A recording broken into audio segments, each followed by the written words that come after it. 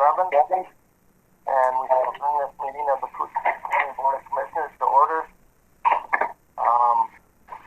And it will be through weather as a result of the COVID-19.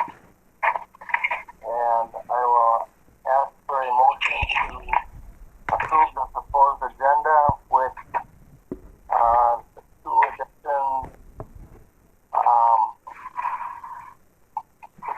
to the LNG sewer project. Is there any, I guess I'd like to ask for a motion to approve that, and if there's any other additions or any deletions. So move, Mr. Chair, with the addition. Okay, I've got a motion by Commissioner Schobel. Second by Skoy. And I've got a second by Commissioner Skoy. With the addition. Any discussion at all? Hearing none. Commissioner Pavlik.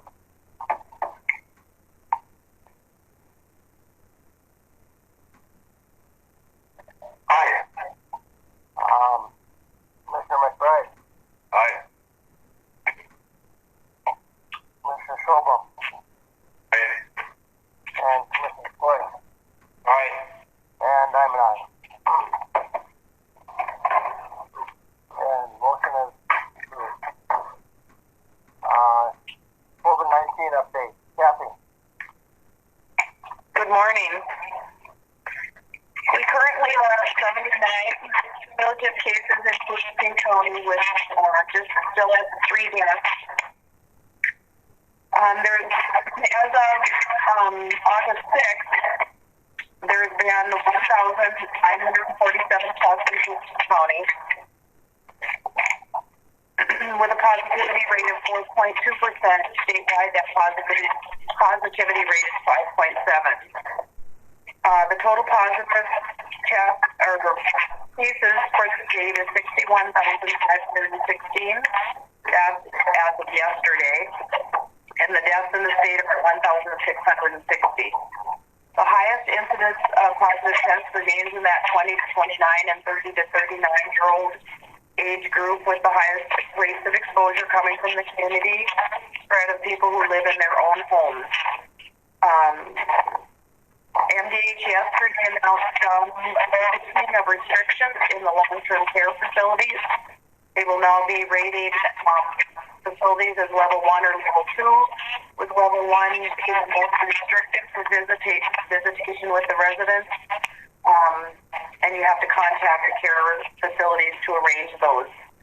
Last week, MDH had told us that they were going to start listing the rates of recovered people, and they have not done that yet. Derek has reached out to his contacts at MDH to see if they can tell us when that's going to happen, but that is still that's something that people want to know. They want to know how many active cases are still in our county. We're getting a lot of questions about that, and we're getting a lot of questions about whether the cases for the county have duplicate counts in them, which they do not.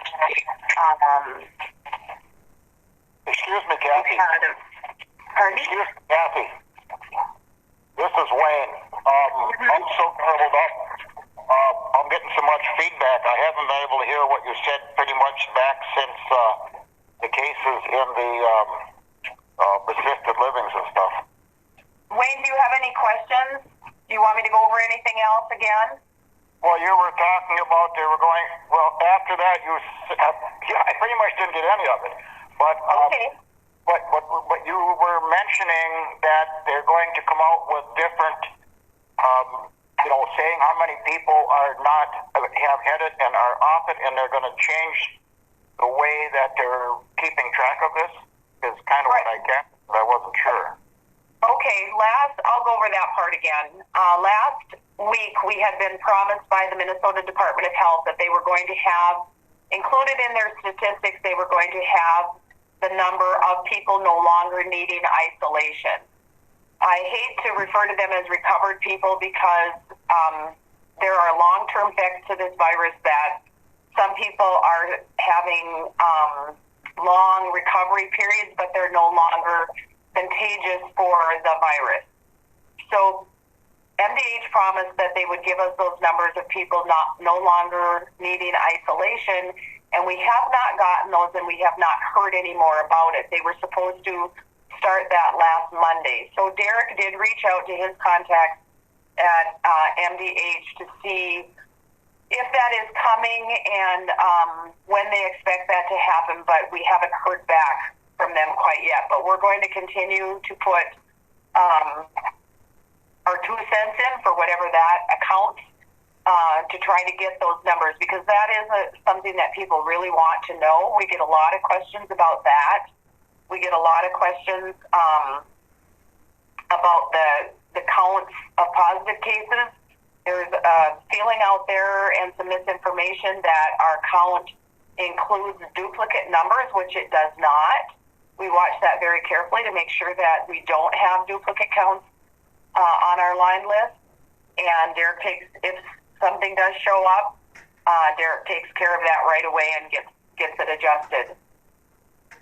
So we're hoping that very soon we will get those numbers for people no longer needing isolation. That will help people understand how many active cases there are. However, I don't want that to make anybody think that just because there's maybe 3-4 only active cases that we don't have to be concerned, because it is quite prevalent in our county, and it is affecting the kids' ability to go back to school. And if people would wear their masks and follow the other guidance, our kids could get back in school. Kathy, this is Kevin. Yeah. When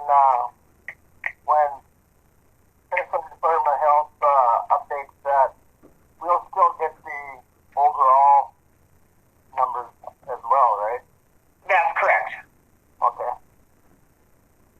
It'll just be an added number. Yep. Okay, thank you. Hey, Kathy, if I may, can you just reiterate where you're getting your information from so everybody knows? My information all comes from the Minnesota Department of Health. I do look at some of the Center for Disease Control, but basically I stick to the Minnesota Department of Health because that is, of course, our state's information and our local information. I was involved in a conversation a couple of evenings ago where people were Googling information, and it was causing a lot of confusion, and I just kept telling them they really need to stick with the Minnesota Department of Health. That's where all the information is. There's a lot of information there.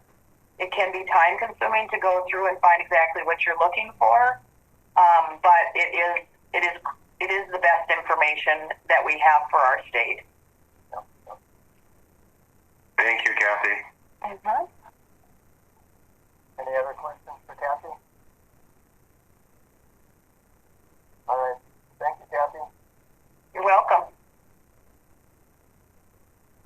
Okay, approved July 28th, 2020 minutes. Brad, move. Got a motion by Commissioner McBride. Do I have a second? Right, second. Second by Commissioner Scoring.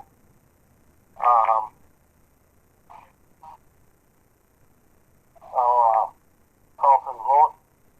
Pavlik? Aye. McBride? Aye. Sobel? Aye. Scoring? Aye. And I will abstain since I wasn't here. All right? Motion carried. Financial business. Mr. Chair, if I may, we'll move on 4A-E.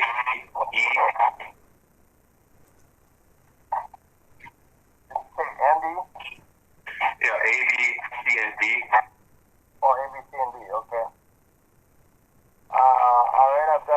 motion by Commissioner Stovall. Second. Second by Commissioner Pavlik. Thank you.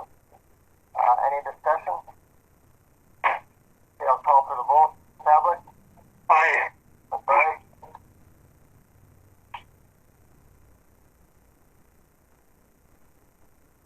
McBride? Aye. Stovall? Aye. Troy? Aye. And I'm an aye. Approve warrant. Boyd? Move, Mr. Chair. Motion by Commissioner Stovall.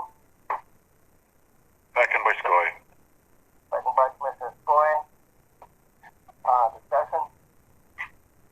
Hearing none, I'll call for the vote. Pavlik? Aye. McBride? Aye. Stovall? Aye. Skoye? Aye. And I'm an aye. Adopt resolution for donation. Move to accept, Mr. Chair. McBride. Got a motion by McBride. Do I have a second?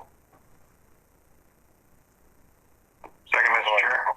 Second by Commissioner Stovall. Discussion? Hearing none, I can't remember what that donation was. Ben?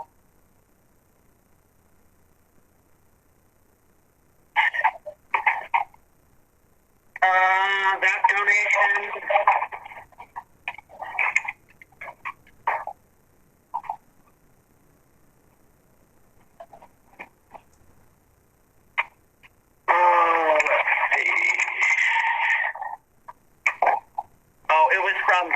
It was clipped on another one. It was just from Tyson Vending, and then also a citizen donation to the Sheriff's Coffee Fund. Okay, all right, thank you.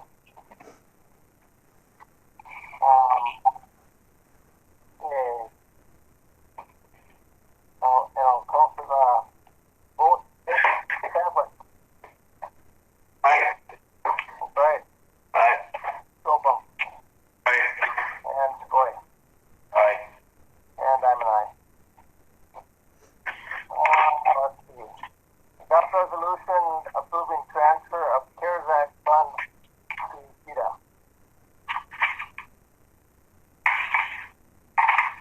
Mr. Chair, before we act on this, would maybe Jen give just a quick explanation of what the resolution is? Okay. Certainly. So the KETA office is going to provide administrative services for the grant funds, and they are going to be the fiscal agent. They're not going to be the group that decides which grants are awarded, although they are going to be administer the program and make sure that we have the proper documentation for audit purposes.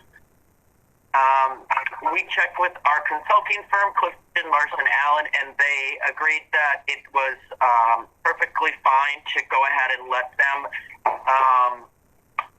be the fiscal agent for this. They will also be responsible for any reporting if there's 1099s that are going to need to be issued. It's a way to, once the grants are awarded, then it can all be funneled through the KETA office, and the county doesn't have to cut individual checks to those awardees. If there are any funds remaining in those, the KETA would be need to return those funds to the county. Mr. Chair.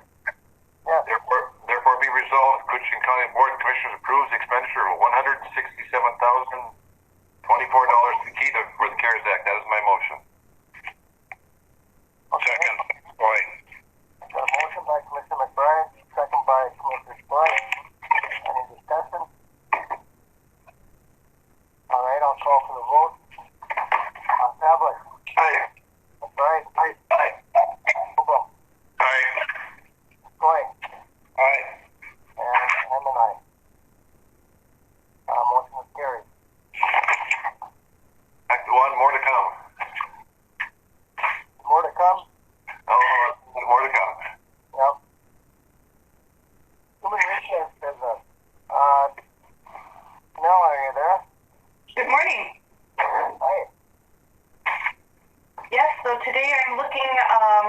for approval of employment promotion to social worker and to authorize filling the vacant case-based position.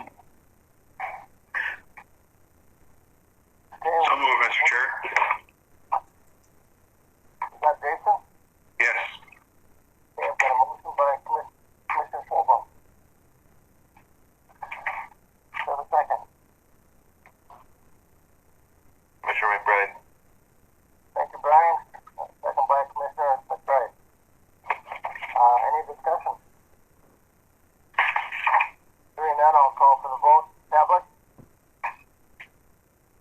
Aye. McBride? Aye. Schulbaum? Aye. Troy? Aye. And I'm an aye. Thank you, Janelle. Thank you.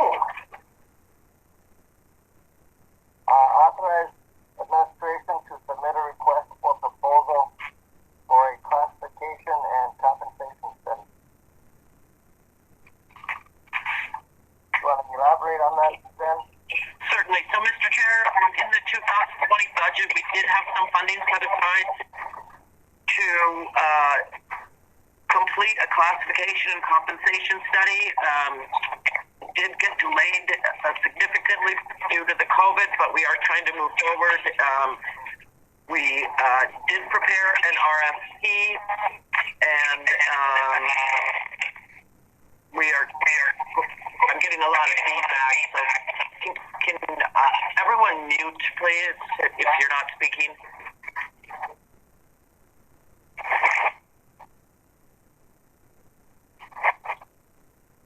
So,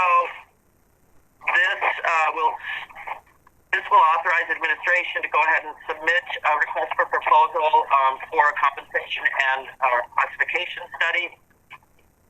We do have pending negotiations, and so there will be some further discussion about the timing of this with the board before it actually is submitted for votes.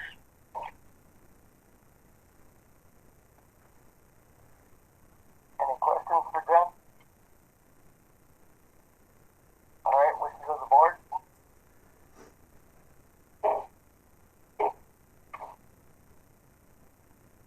Anybody?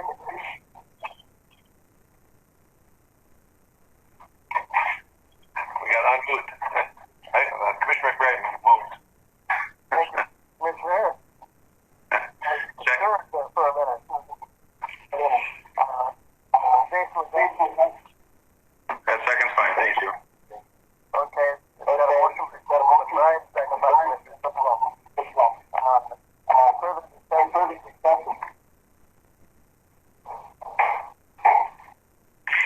Mr. Chair, maybe I can add that the last time this compensation study was done was more than 10 years ago. We do have some job descriptions that have had some changes, even just due to technology. We've also have skewed the system a little bit because of we've been working with Bjorklund Consultants, and all of the working conditions were removed at some point between when this was initiated and just it has had an effect on our pay equity. Our pay equity was we ran a test run and we are not in compliance right now, although there are some categories that we're working with Bjorklund, our current consultant, to get those straightened out. But it has been 10 years and there's been a lot of changes, and it's our recommendation our administration's recommendation, and we met in committee as well, to go ahead with the RFP and go ahead and complete that study, depending on the timing of, again, union negotiations and contracts. So ideally, this study would be done by the time a contract expires. That isn't the case right now, but we certainly wanted to look out and look to see what our options were, and just to see how the RFPs may come in and begin that process. And it may take a year, it might take 2 years. We're just not sure. All right, thank you, Jen.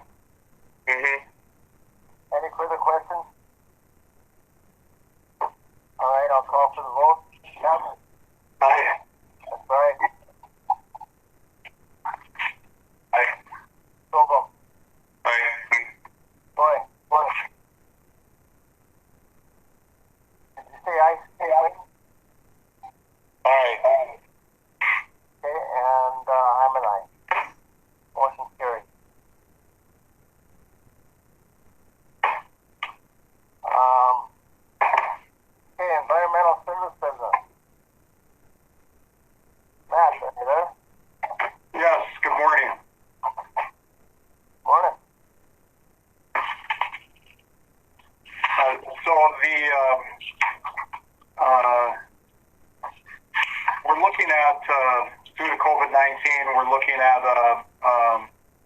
COVID-19 infrastructure and operational improvement plan for our transfer station. We've been in discussions with engineering firm Burns and McDonnell about helping us with this, and we received during this unprecedented time. This plan will identify improvements that can be made to help us more safely serve the public at our facility. The proposal includes a not-to-exceed amount of $24,500. Although it wasn't a planned expenditure in this year's budget, it would fall under the definition of expenses that are eligible for CARES Act funds. And I included the proposal with the information there. So. Okay, thank you, Matt. Of the board.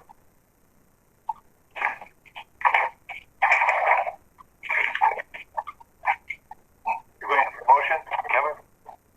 Got a motion by Commissioner McBride. Yes. I have a second.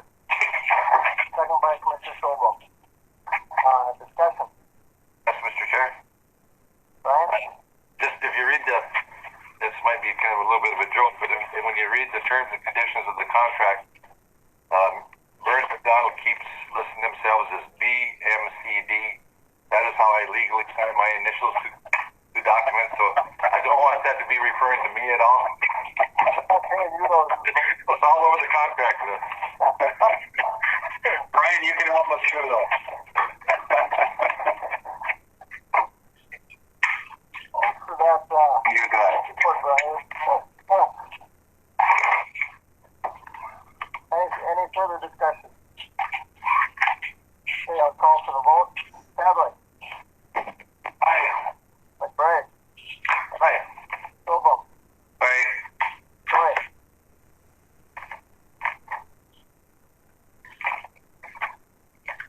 Wayne, are you there? Aye. Thank you. And I'm an aye. Thank you. Motion is carried. Okay, Matt. So this was the added item. This is a agreement. We've had an agreement with electrical engineering firm Preferred Controls to provide additional professional services on the Allen View Sewer project. They had originally in 2017 they had a contract with us that we've been working under. It was 155,267.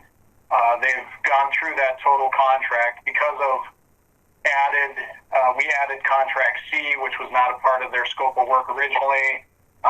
They've exceeded, or they're going to exceed the contract. In June, I had brought an amendment to the contract to add 2 additional site inspection trips to the contract that added an additional $3,600 to their contract. But we need them to complete an additional site inspection that was not addressed in June to provide recommissioning services for the valve actuators at lift station 100. And, the additional compensation listed in this amendment is $2,721. I discussed this amendment with both Preferred Controls and SEH, Jason Shop, and they believe this will be the last inspection required for Preferred on this project, and I would recommend approving this amendment. Any wishes of the board? Move, Mr. Chair. Got a motion by Commissioner Schobel. Second. Got a second by Commissioner McBride. Any discussion? I think you're picking up crap in your track, Phil, that I can hear the horn. Yeah, I can too. I hear it a lot. So, any other discussion? Okay, hearing none, I'll call for the vote. Sadler. Aye.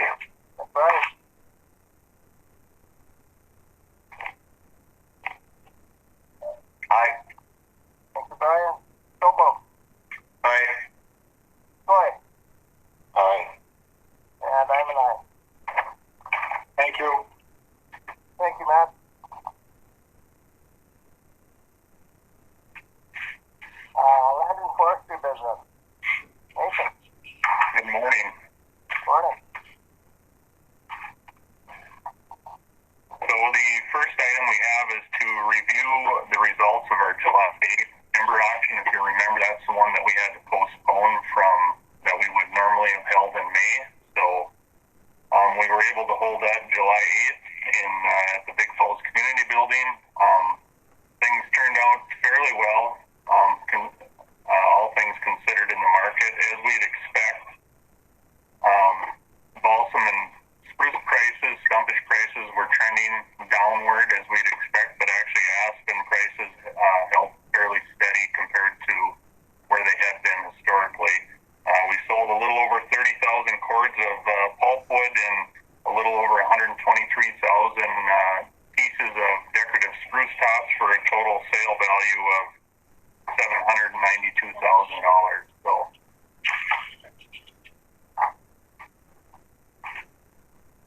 Sounds pretty good.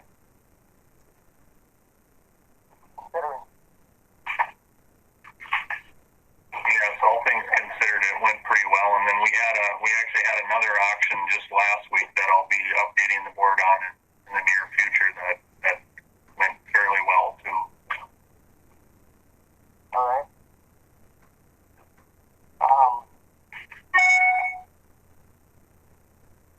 That's all you have. You did have a. Okay. Any questions for Nate on the auction? All right. Go ahead, Nate.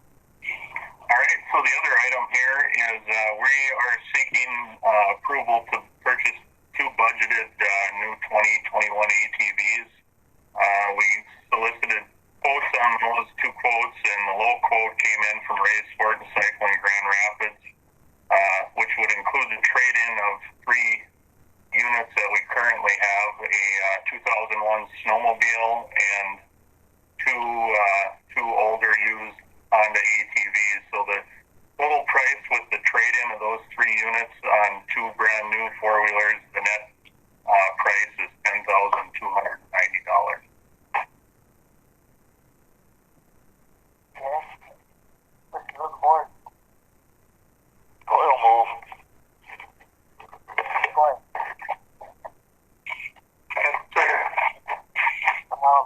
Public.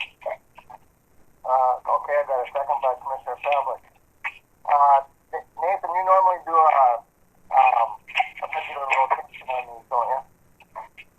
Yeah, what we try to do is normally we try to budget for two machines a year, whether it be a snowmobile and an ATV, or 2 snowmobiles or 2 ATVs. Okay.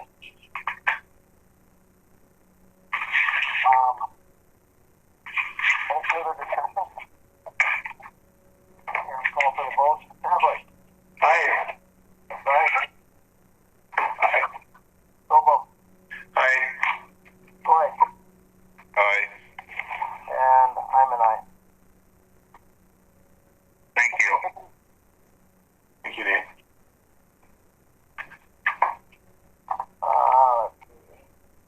Highway Department.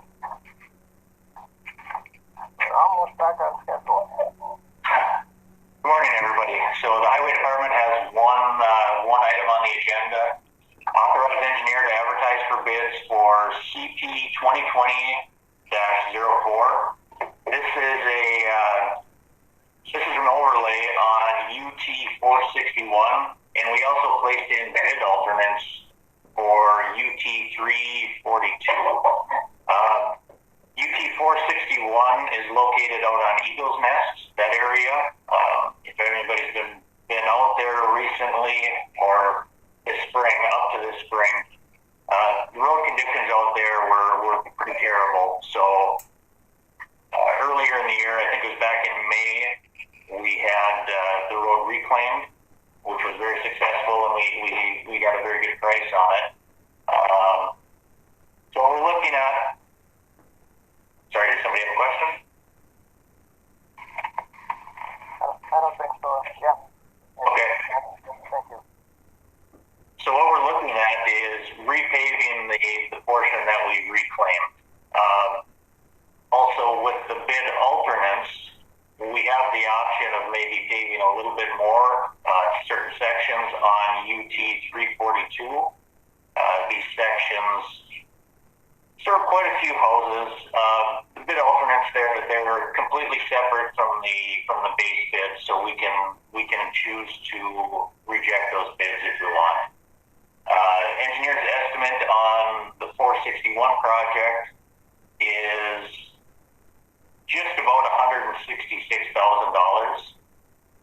with alternate one coming in about a little over 43, and same with alternate two coming in a little bit over 43. We do have this project budgeted for 2020 as part of our local road improvement program. It is $20. It's much needed, I can tell you that. If you need a motion, I'll submit it. I've got a motion by Commissioner Fabler. Second. Second by Commissioner Strobel. McBride. What was that? McBride. That was McBride? Yep. Okay. Sorry about that. Question, Mr. Chair? Yep, go ahead. Trent? Okay, this includes alternate A and one and two, or A and B, whichever how you do with it. And then if you were to go from the end of 6th north out to Highway 11, how much more would that cost? Did you ever price that? Yeah, that would actually be significantly more because we would have to upgrade the road that goes across the swamp there. Okay. The road's in pretty good shape, but I was just wondering if, people are going to ask questions, why did we stop there? But makes sense. See, Yeah, if we were looking at going across the swamp, we would probably have to raise the price at least another $300 to make the improvements necessary across that. It must be about half a mile, I would say, going across the swamp there. that's probably a good half mile. If you made that improvement, Trent, would that require that to become a 9 or 10-ton road?